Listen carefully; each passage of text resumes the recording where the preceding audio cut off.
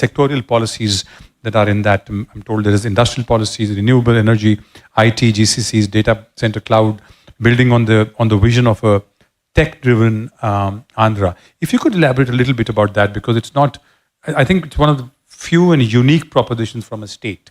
So if you could just elaborate on that a bit. No, the Honorable Prime Minister pre-election did talk about Vikasit Bharat. And taking a leaf from that book, we said, let's now focus on Vikasit Andhra Pradesh. And we broadly laid out the vision of what we want to achieve. And then we are now going back to our electorate and asking feedback on what we should do. So it's a people-led movement, number one. Number two, as a state, taking from my first question, as a state, we believe in the power of ecosystems. So if you look at the state of Andhra Pradesh, we are peculiarly a long state. We have the second longest coastline. So each district is a geography for administration in India. Each district, we have specific focus areas. So if you take the southern bit, we want to focus on automotive manufacturing in one district. Renewable energy is a big thrust area. It's not just about solar, wind, it's about the pump storage projects. Close to 72 gigawatts is going to get built out in the next 5 years. Then you have the two other districts which are focused on electronics manufacturing, which is the Chittoor and Kadapa district. So like this, we have very district-specific focus areas. So coming to north of our state, we're going to focus on data centers, big data, the entire chem and pharma hub. So there's a lot of specific focus areas, and then we go back and say, what should each department do in order to achieve this vision? So for me, it's very clear that I have training institutes in the government. The ITI is polytechnic. So we're going to train manpower for tomorrow.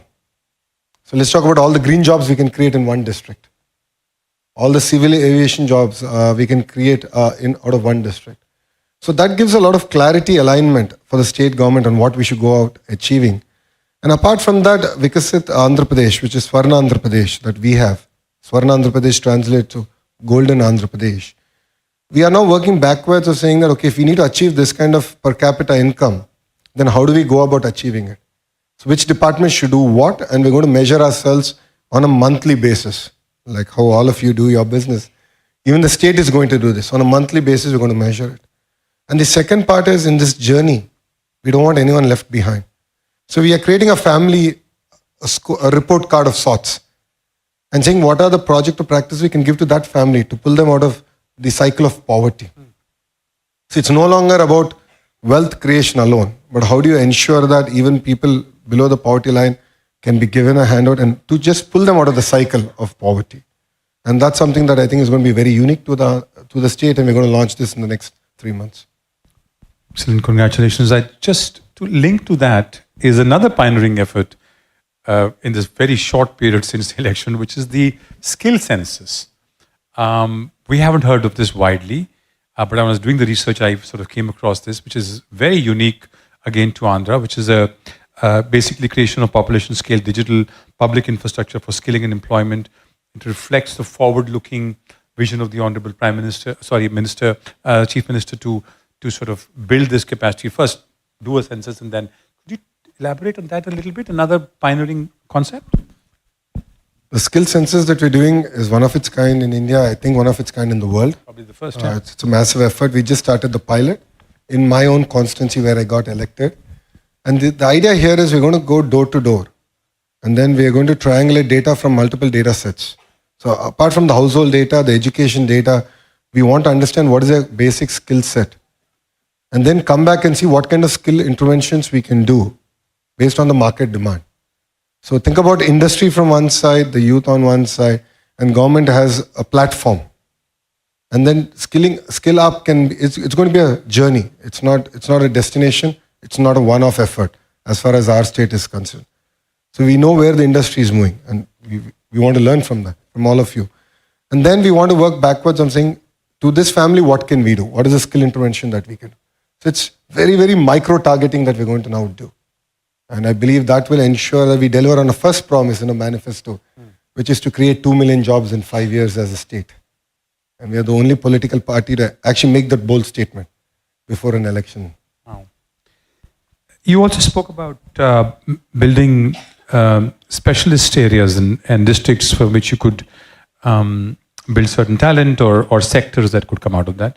Now, Visakhapatnam, as an IT destination is another idea that is being talked about. We realize that the submarine cables would probably be landed there, so great connectivity could happen. The Honorable Chief Minister's contributions in building Hyderabad, that was, by the way, spoken widely at the board meeting this morning, and this incredible infrastructure, and his contribution to that is legendary. Obviously, everybody knows that. Could you also elaborate a little bit on Visakhapatnam, and how that will transform itself? What is the vision that you have as an IT knowledge hub?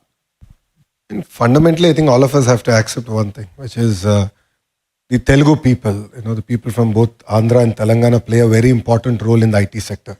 And all this points back to the reforms that Mr. Naidu did in his first term as Chief Minister, which is to get a lot of investments in education. So we had a lot of engineering colleges come up. So we have amazing talent. And this talent has gone across the globe. And taking a leaf out of that, what we are looking at as Visakhapatnam is, why can't we ride the wave of big data and the AI ML? So like when you look at Hyderabad, it was all the Y2K boom. So we have a next frontier that we can now do. And that's where I believe that Visakhapatnam can play a very important role. So we have renewable power. It's a beautiful location.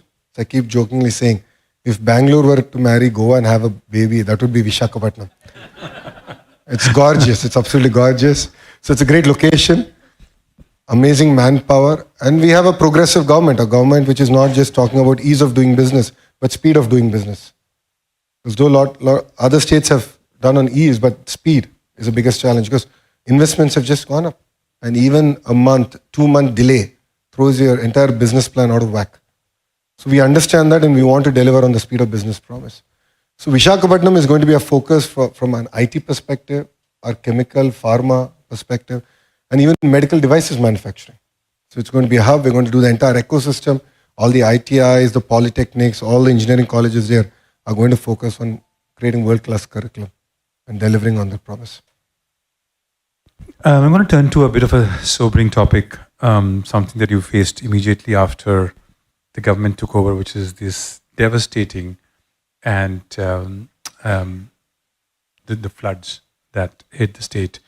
I think in a space of 2 or 3 days, centers, including urban centers, were deep underwater. The response, what I learned secondhand, of course, of the Honorable Chief Minister himself, the bureaucracy, parking their vehicles and buses next to that station, having meetings there. Some of the officers told me that the Honorable Chief Minister would roll up his trousers and be in the flood water often, almost every day. I don't think we've seen that kind of response anywhere. Plus the use of technology, not just the emotional touch, but also the use of drones, AI,